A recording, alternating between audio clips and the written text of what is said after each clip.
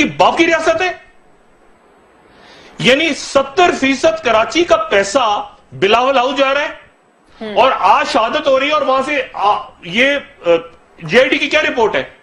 G I T کے عزیر بلوچ کی، میں ایک پاکستانی کے طور پہ مجھے کوئی سیاست نہیں پتا، جی آئی ٹی کی رپورٹ سامنے لائیں عزیر بلوچ کی، کوئی این آر او قوم نہیں قبول کرے گی۔ آپ جی آئی ٹی کی رپورٹ سامنے لائیں،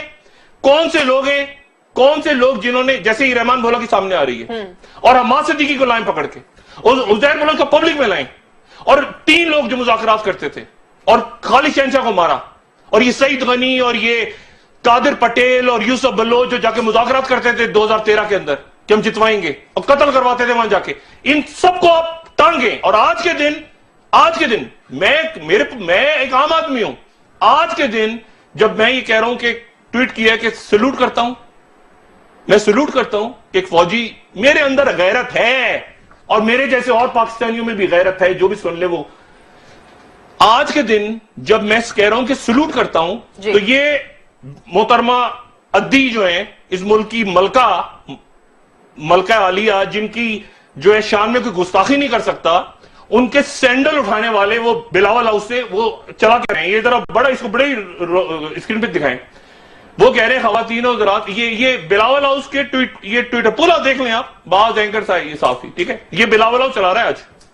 وہ پورا اگر رول کرتے تو زیادہ اچھا ہوتا، یہ پورا۔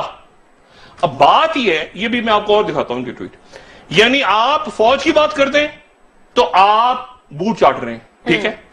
آپ بات کر دیں کہ وہاں بچہ مر گیا ہے سڑک پہ، اور اس کو پیسے کیسے، بچے کے 45 کروڑ روپیہ کہاں سے آ گیا، آج 45 کروڑ کہاں سے آ گیا لیپ ٹاپ اسکیم کے لیے، آپ کہیں کہ بچے تھر میں کیسے مر گئے، یہ قبضے کیسے ہو رہے ہیں زمینوں پہ،